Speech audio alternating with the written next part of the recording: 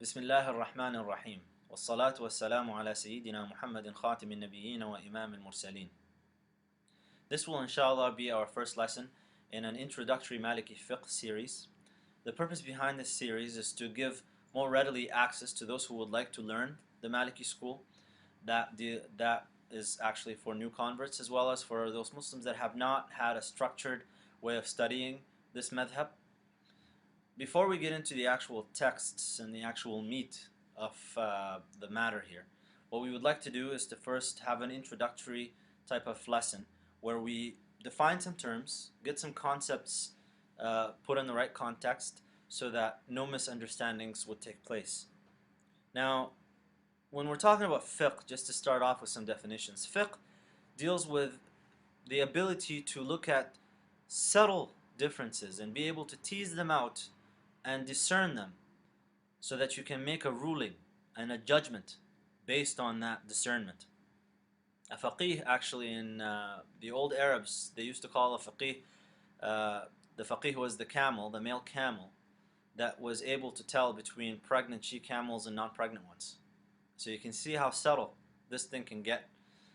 Faqih in the Sharia, according to the Sharia, is the scholar that is able to look at the texts of Islam that are represented in the Quran as well as in the Sunnah, the hadith of the Prophet ﷺ and his actions and whatnot, and is able to look at them and then determine the rulings of particular acts of worship, acts of transaction meaning marriage, divorce, business transactions, transactions that deal with donations, zakat. So all these things, like it's a scholar that is able to look at these texts and discern and tease out all the different rulings for us. Now that takes a very long period of study. It's not anybody that can do this. People dedicate their whole lives actually just looking at that, the Islamic sciences, the sacred sciences, and all the related fields that they would have to master in order for them to be able to do that. So that's a faqih. Madhab, on the other hand, like, because right now we're studying the Maliki madhab, for example. A madhab in the Arabic language, madhab is simply just a path that one would take. That's a madhab. And so, according to what we're looking at here, a madhab is just a path, a way that one would take in approaching the book and the sunnah, the Quran and the sunnah, so that they can get rulings out of it. That's what we mean by a madhab. Now, if you think about that definition, you quickly realize that everyone has a madhab. Whether they like it or not, everyone has a madhab by default. How do you have a madhab when you don't attribute yourself, for example, to one of the four schools? Well, some people's madhab is to basically have Sahih al-Bukhari and Sahih Muslim, Tafsir ibn Kathir, and the Mus'haf at home, right? Like just like I have some on the shelf here, and they just go to these books, look at pop them open, just look at some hadith or whatever, and then they start acting upon it. And they say like that's the ruling and this is halal and that's haram. And their methodology is actually relying upon their own intellect, right? And their own capacity to open up these texts and look at them. And they're relying on themselves being able to look at it properly and get the right rulings. Now, some might have a problem with that because they say like it's very clear the Prophet ﷺ said this and let's just go with that. Well, it's not that simple. Number one, if you're just relying on Sahih Bukhari and Sahih Muslim, although they are the most correct books of hadith that as according to the scholars, they say they're the most correct books of hadith, they're not the only books of hadith. There are other books of hadith that include other ahadith that are correct, by the way, that are authentic, but they're not included in Sahih Bukhari and Muslim. And so what are you going to do with that now? Do you just go and buy the other hadith texts? Okay, you can go get your Muwatta and Sunan Abi Dawood and Nisa'i, Tirmidhi,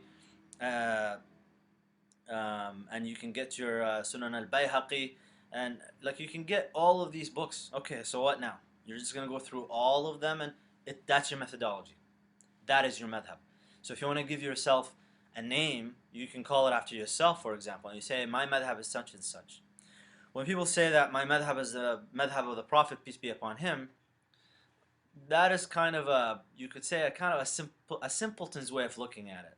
With all due respect, and don't mean no offense to anybody that says that, but the Prophet ﷺ, it's recorded and we know this for a fact. He would say certain things and the Sahaba, the companions, would disagree upon it. They would disagree and they would both be correct because he would not rebuke one group over another. And he would not praise one group over another for listening to him. Because the way he would say certain things, it allowed for multiple interpretations. So the question now becomes, what is the governing body here? What is your governing tool that allows you to go, this interpretation is correct while that one is not appropriate? Because although multiple interpretations can be acceptable, not all interpretations are acceptable. And although multiple interpretations are possible, you can get another hadith that you may not know about that can actually restrict your circle of interpretations. And so this is kind of a vast science. It's not anybody's kind of game to just get into it without guidance, without the tools, the right tools to approach it. And so, like I said, if you don't attribute yourself to any madhab, if you don't follow a madhab, you're following some madhab. It's a matter of who do you take your rulings from? Do you take your rulings from Sheikh Fulan? Well, if that's the sheikh that you follow, depending on his madhab, you actually by default would be following that madhab, unless he's making tarjih. He's the one that's weighing things for you and he's giving you what he thinks is correct. Now your madhab is that sheikh's madhab. Now you're following, your madhab would be a Fulani type of madhab. When people say that we are followers of the Maliki school or the Hanafi school or whatever, we're not necessarily referring to a single individual. Although it was a single individual that the school is named after, for example, the Hanafi school is named after the Imam Abu Hanifa, that doesn't mean that everything they do was the saying of Imam Abu Hanifa. Similarly with the school of Imam Malik, not everything we do is the saying of Imam Malik.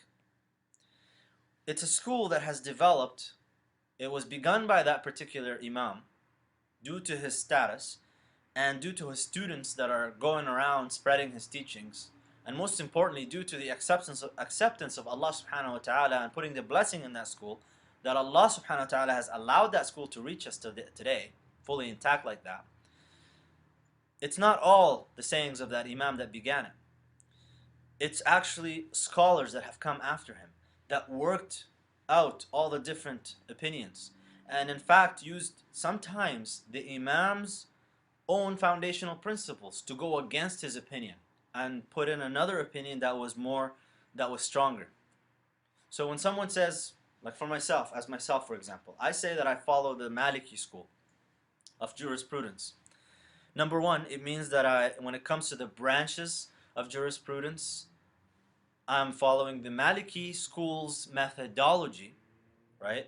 I'm trusting the methodology, and I'm trusting the thousands of scholars that have come over the past 1300 years, right?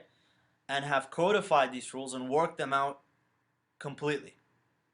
So when someone says, well, why don't you just follow the hadith, or why don't you go do things on your own? Well, for me, I don't particularly feel safe with myself. I don't feel safe that my own understanding and my own interpretations are going to be better than the interpretations of scholars, the least of who was actually way more learned than I could ever imagine myself to be. I just don't trust myself. And so I prefer to follow a full school that has scholars that have been and still do work over many rulings, and they do some solid work. I don't trust myself to just go and find it. What if I miss something?